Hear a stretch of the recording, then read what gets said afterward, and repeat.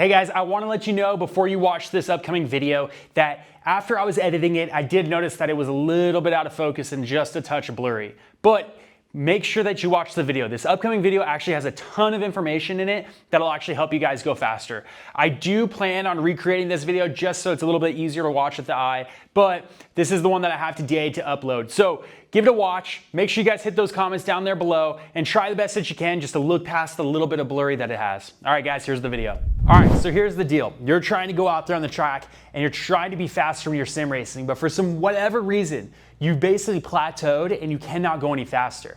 Well, in this video, here's what I'm gonna do. I'm gonna tell you guys how you actually go out there on the track, the technique that you use, how you get the car to turn, and all of these things. Chances are, if you've gotten to a point where you're just maxed out on your speed and you can't go any faster, but you see that there's so many drivers that are able to actually hit quicker lap times, then chances are you're missing just one thing. You haven't actually connected all the pieces together. And maybe it's just as simple as you doing one of the steps out of order in your order of operations when you're coming to a corner. So I'm gonna try to go over all of that here with you guys, explain more detail into this video for you so that by the time this video is over, you actually have a really good understanding on how you can be faster out there on the racetrack. Now, before we get started, why should you trust me to actually tell you how to be faster on the track? Well, I started racing when I was just 6 years old. This is basically the only skill that I have, okay, is driving out there on the racetrack and racing. My parents threw me in go-karts, and that was my entire life as a youth, was racing, going to go-kart races, traveling around racing. After that, my very first job in my career at that point was actually coaching drivers on the racetrack. So I worked with major manufacturers like Cadillac, Corvette, Mercedes, Lexus, and many manufacturers of this status to actually help their drivers go faster out on the track and just win and be faster. So I have a lot of experience in not only just driving and racing out there on the track, but I have a ton of experience actually coaching drivers and taking drivers to the next level, looking at their data, looking at their video, all these different things. And so I'm a really good proponent to actually trying to explain all this information to you guys. Now, Sim Coaches actually started off as a coaching company. That's where the name Sim Coaches comes from. At this point, we've moved our way kind of more in the manufacturing market because we were just upset with the materials and the products that were out there. Things didn't feel realistic enough for me. And I just at that point didn't think sim racing was for me because I didn't like the way that it felt. And I was like, you know what, real life racing is kind of where I'll sit. But over time, we decided, you know what, let's make our own equipment. Let's try to make equipment that feels like the car. And that's why Sim Coaches has gotten away from the coaching side a lot, and we focused a little bit more on the manufacturing because manufacturing takes a lot of attention, it takes a lot of focus to actually build products that are realistic. We're gonna get back into the coaching world here and give it in a little bit more time, but for right now, we're just taking that little break. So let's talk about how you can actually be faster out there on the track. Now, here's the biggest thing to actually understand, okay?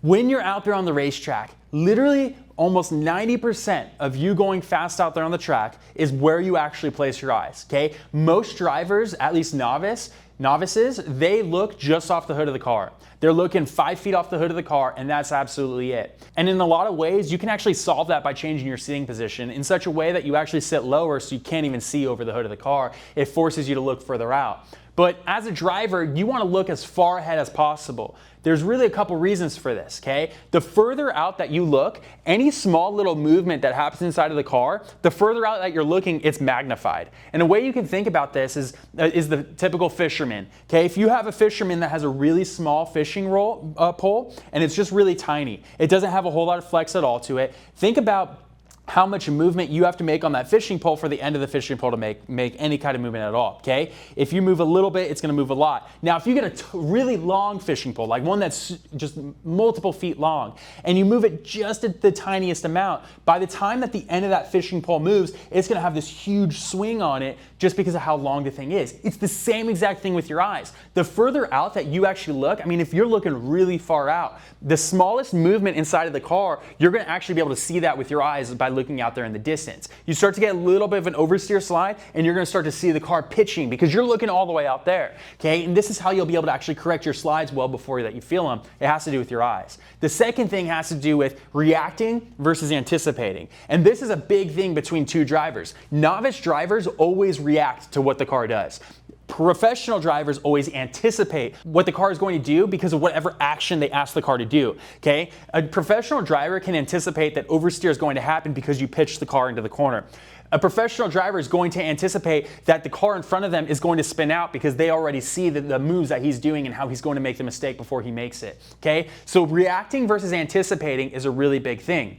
So where you place your eyes and actually where you're looking out there on the track is seriously like 90% of it. If you can actually get yourself to look further up, you can pick your eyes up, look all the way out there in the distance. You don't care about what's 5 feet out in front of the car because you already saw it. If you're looking 30, 40, 50 feet out in front of yourself, even further out than that, then everything that's up close to the car, you let your peripheral vision deal with. Your peripheral vision can see all this. I have a quick exercise if you actually want to put this to test, okay? Go ahead and stand up really quick and just put your hand about belly button height. I'm sitting down because I don't have the camera moving. But if you put your hand about belly button height right here in front of you, don't stick it out, put it right in front of your belly button, okay? If you just look down at your hand, can you see anything in front of you? Okay, this is you looking right off the hood of the car. Do you see anything out here in front of you? No, you don't. But keep your hand there and now look, pull your eyes up and look out ahead and wiggle your fingers. Your peripheral vision can see those fingers moving. This is what you want to do on the track. Let your peripheral vision deal with everything that's off the hood of the car. Let your direct vision actually see the reference points that you need to see, where you're braking, where you're turning in, where you're apexing, where you're going to track out at. These are the points that you actually want to be looking for, and everything else let your peripheral vision deal with. Okay, so really quick, let me break down the 7 steps to all corners. Now, some corners only have 6 steps, some of them have 7. I'll explain that to you here right now. Step number 1 for every single corner is visual scanning, okay? When you approach the corner, your eyes need to tell you all the reference points that you're going to see. Where are you braking? Where are you turning in? Where are you going to be apexing? All of these things are things that you want to be aware of well before you get to the corner. And that only works if you're looking far enough ahead, okay? So step number 1, visual scanning. Grab all your reference points. You want to grab them well before the braking zone, okay? You don't want to be surprised. Again, think back. We're not reacting, we're anticipating. Okay, so now we anticipate, we see where everything's at. Step number 2, now you're approaching the corner at this point. First thing that we need to do is we need to start braking. We brake with the brake pedal to slow the car down. There's a misconception out there that the brakes, if you use the brake pedal, you are slow. You're not as fast as you could be. That's absolutely not true at all. Okay, novice drivers, if you were to graph this thing out, novice drivers use the brake pedal much less than professional drivers use the brake pedal. The brake pedal is the pedal that if you can master and you can understand actually how to get this pedal going, you know, how to use it properly, this is the one that allows you to actually unlock the speed that you need to be fast. Okay, so when you come into the corner, we start applying our brakes to slow the car down.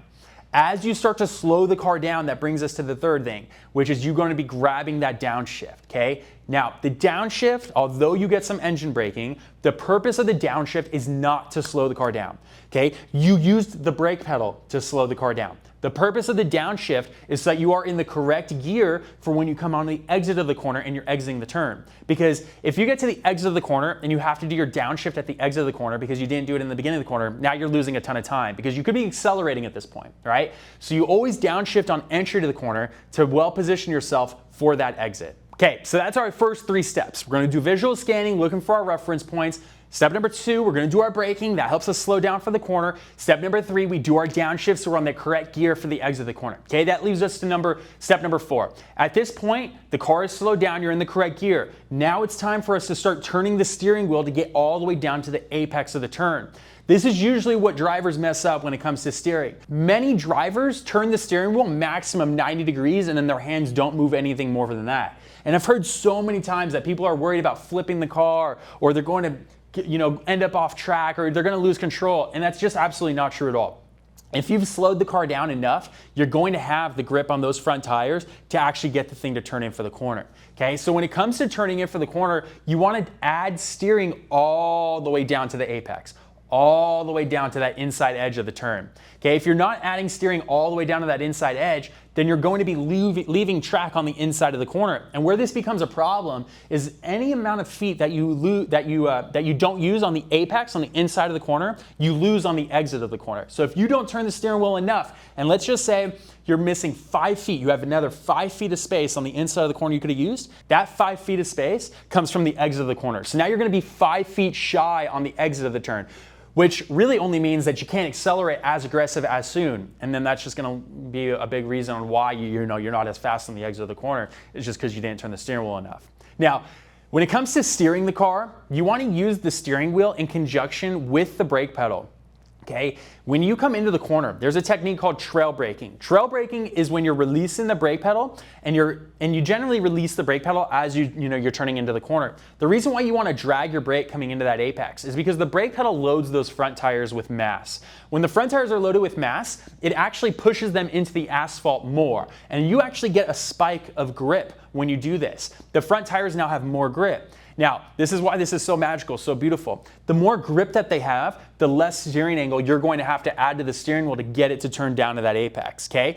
So if you don't have any grip on those front tires, you're gonna find that you're gonna have to really get that car turned. You're gonna have to turn it a lot to get it down to that apex. And chances are, you're gonna run into an understeering situation just because it doesn't have the grip that it needs to turn that much. So you lightly drag the brake pedal with you as you're adding steering into the corner. The car's gonna have more grip. It's gonna take your steering better. And this is how you're gonna get a nice, sharp trajectory right down to the apex of the corner, and you're gonna have plenty of grip to handle. If you do it this way, handling is gonna be superb. This is the best way that you can get the car down to the inside, and it's gonna work perfectly for you. All right, so now we started to turn in for the corner. We're adding our steering all the way down to the apex, and that leads us to step number 5. Step number 5 is clipping the apex. I just explained to you, if we're missing 5 feet at the center of the corner, we're gonna miss 5 feet on the edge of the corner, okay? So step number 5 is making sure that we use all of that track on the inside of the turn. This is so vital, you guys. You need to make sure that you get all the way up on that rumble strip. You use that curbing and you get right up to the edge of the track. You need to use all the track on the inside edge so that you have all the room on the exit in order to use it. Okay, so when you get down there and you clip the apex, then you're gonna give yourself so much space on the exit. Now, when you clip the apex, the entire goal here is the car should be pointed where it needs to go, okay? So at the apex, in theory, this should be the point in time now where we don't have to add any more steering at all. And that leaves us to step number 6. Step number 6 is now when we can unwind the steering wheel. We can begin to actually straighten the car up and point it towards the exit of the track. Now, granted, you used all the track on the middle of the corner right at that apex, you'll really be able to unwind that steering wheel and allow the car to track out. Use all the track all the way out to the exit curbing. Now, when you use all that track out there, this is gonna allow you to use as much throttle as you can to really get the power down and get out of that corner with the most grip possible. And step number 6 is unwinding. The very last step in the sequence is gonna be accelerating, okay? This is really where a lot of people mess it up. You don't immediately go from brake to throttle, okay? There's unwinding in between both of those. And when you just start unwinding the steering wheel, you just let the car roll, okay? Think about what I said just now about how when you apply the brakes, mass moves to the front tires. When you apply the throttle, mass moves to the rear tires. Well, if the car isn't pointed yet for its exit and you go ahead and hit the throttle, the nose of the car picks up and the front tires are still turned. But how in the world is the front tires or the car going to turn when the front tires aren't on the ground or pushed into the asphalt? It doesn't work like this, okay? Anytime that you rush the throttle, you are going to get yourself into an understeer situation. And immediately what happens when you get yourself into this situation is you notice, hey, I'm heading off the track, and now you start to come off of the throttle pedal because you got on it early. When you come off the throttle pedal, that's when I am starting to apply my throttle. And there is no way in the world, if I'm applying my throttle and you're coming off your throttle, that you're gonna be able to keep up with me down that nice long straight, okay? So be patient when you're out there on the racetrack. Stop trying to rush all of these steps to go fast. When you're not relaxed, when you're actually rushing things, dude, you slow yourself down so much. You need to just be patient, okay? Let the car do its thing. You're just a little guide that's just guiding the car around. You don't have to force the car to do anything. You don't have to be like this. You just want to be nice and smooth and have the car as happy as it possibly can be. If it feels like a roller coaster inside the cockpit of the car, a lot of people think that the crazier the car feels inside, the faster that you're going. That is not true, okay? In a lot of cases, your fastest lap is the lap that in many ways feels the slowest. You know, it feels like the one that you didn't try the hardest for. And it's just because you're calm, you're composed, and a calm and composed driver means that you have a nice, calm, composed race car. And the calmer your car is, then you're not gonna be upsetting those tires. See, being fast out there on the racetrack, It's just a relationship between you and the tires. The suspension, the car, the chassis, these are all things that are just between you and the tire talking to one another. This is why go-karting is so pure, because it doesn't have computer systems, it doesn't have suspension, it literally is you, chassis, and race car, or you, chassis, and tire. And the chassis in go-karts is actually like the suspension. This thing is what flexes to actually change where the grip is at. It actually flexes out there. If you actually watch professional go-karters, you'll see they'll turn in for a corner and the go-kart will actually lift up on one side or the other. And this is because it's so solid, this is the inside, this is the axle actually flexing and allowing the grip to get down so that the go-karts can actually get through the corners because of how stiff that they are. Okay, so generally go-karters really understand this to a high level because they don't have suspension. They actually understand how to feel for a tire. And the better you can understand really what is the tire trying to tell me at this point? Do I hear it screaming? Is it like ah when you're going through a corner, or is it woo? You want a little bit of tire noise, but you don't want a screaming tire. A screaming tire is not a happy tire. This means you're exceeding grip. A tire that's making a little bit of noise is good. This means that you're getting to a point where you're using the grip of the tire.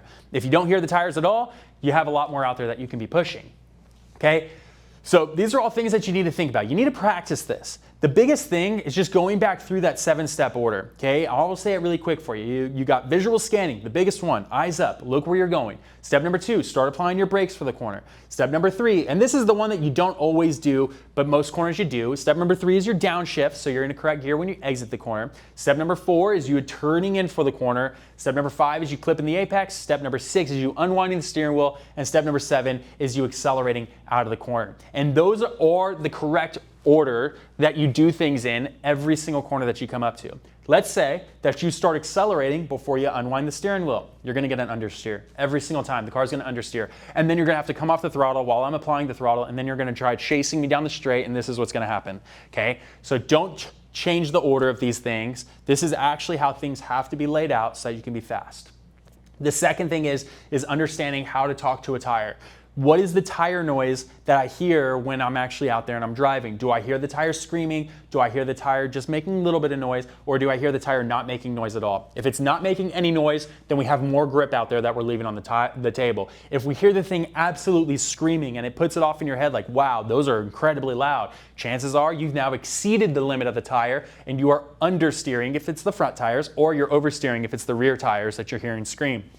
You want to hear a little bit of tire noise, but not an overly mount. And if you can actually start to do these two things where you follow your 7 steps to a corner and then you try to just listen to the tires for the noise that you're going to make, you're going to be way faster out there because now you can actually in real time digest and understand what you're doing as a driver. You can go out there and make changes. Okay? If you just start making changes without actually understanding what you're doing, this is why you're not getting anywhere. Okay? So follow the 7 steps, listen to the tires, and I promise you're going to be way faster.